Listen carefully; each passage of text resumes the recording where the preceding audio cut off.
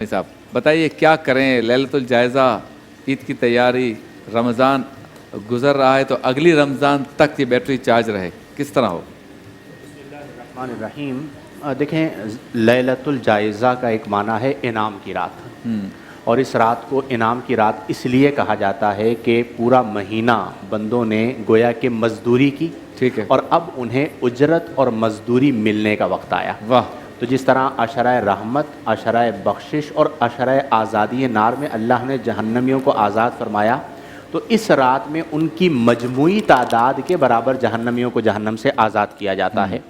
دوسرا فرمایا گیا اس حدیث کے حوالے سے کہ جو اس رات میں عبادت و ریاضت کرتا ہے تو اس کا دل قیامت کے دن مردہ نہیں ہوگا۔ صحیح۔ یہ ہمارا بہت بڑا المیہ ہے کہ جو رات عبادت کی رات ہے، اس رات کو ہم نے شاپنگ کی رات بنا لیا ہے، اور اس رات کو ہم نے لہو و لعب کی رات بنا لیا ہے۔ تو ہمیں اس بات کو سمجھنا چاہیے کہ یہ ہمارا مقدس تہوار ہے، اس تہوار کے تقدس کو ہم نے قائم کرنا ہے، یعنی اس رات کے تقدس کو بھی ہم نے قائم کرنا ہے اور اس دن کے تقدس کو بھی ہم نے قائم کرنا ہے۔ بعض اوقات ایسا ہوتا ہے کہ کچھ لوگ یوں سوال کرتے ہیں کہ کیا پھر ہم تیاری نہ کریں، کیا ہم شاپنگ نہ کریں، کیا ہم عید کو سیلیبریٹ نہ کریں؟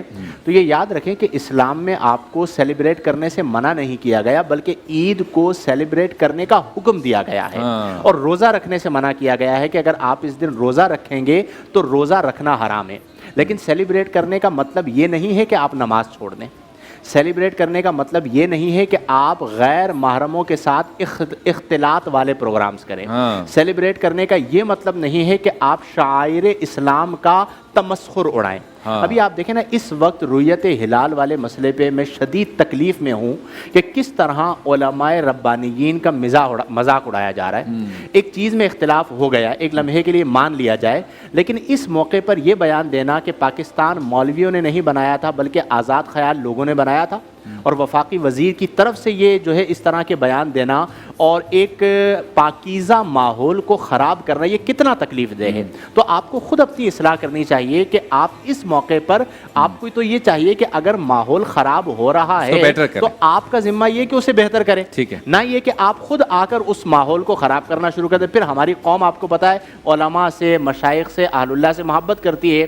اب یہ عبادت کی رات تھی، اور اس رات آپ سوشل میڈیا کو اٹھا کے دیکھیں تو اس موضوع کے اوپر سارے شروع ہو چکے ہیں بلا وجہ۔ تو کہنے کا مقصد یہ ہے کہ ہم تمام کا یہ ذمہ ہے کہ ہم اپنے مذہبی مقامات اور مذہبی ایام کے تقدس کو قائم کریں۔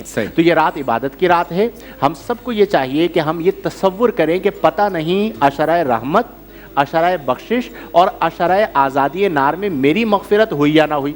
تو اس رات رب کے حضور حاضر ہوں، خلوت میں جائیں، ہاتھ اٹھائیں، رب کی بارگاہ میں دعا کریں کہ مولا تو کریم ہے، میرے پاس کوئی ایسا عمل نہیں ہے جو میں تیری بارگاہ میں پیش کروں، بس میں تجھ سے تیرے فضل کا طالب ہوں۔ وہ فرمایا نا کہ عدل کریں تے تھر تھر کمن اچیاں شانہ والے، فضل کریں تے بخشے جاسن میں ورگے منہ کالے۔ تو اگر ندامت کا ایک آنسو لیے ہوئے رب کے حضور حاضر ہوں گے، اس سے معافی مانگیں گے تو رب ضرور معاف فرمائے گا۔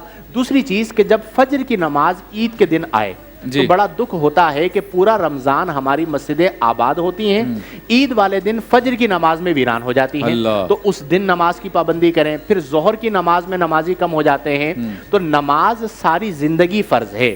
تو یہ ارادہ کریں تمام سننے والے کہ جس طرح ہم نے ماہ رمضان المبارک میں زکوٰۃ، صدقات، عطیات، نمازوں اور قیام اللیل کی پابندی کی ہے، ہم غیر رمضان میں بھی نمازوں کی پابندی کریں گے، غیر رمضان میں بھی ہم غرباء، فقراء اور مساکین کا خیال رکھیں گے، غیر رمضان میں بھی ہم اللہ کا قرب حاصل کرنے والے نیک اعمال بجلاتے رہیں گے۔ میں اللہ کے حضور یہ دعا کرتا ہوں کہ اللہ تبارک و تعالی مجھ گنہگار کو اور ہمارے تمام سننے والوں کو فرائض و واجبات کی پابندی کرنے اور صغائر و کبائر سے اجتناب برتنے کی توفیق عطا فرمائے۔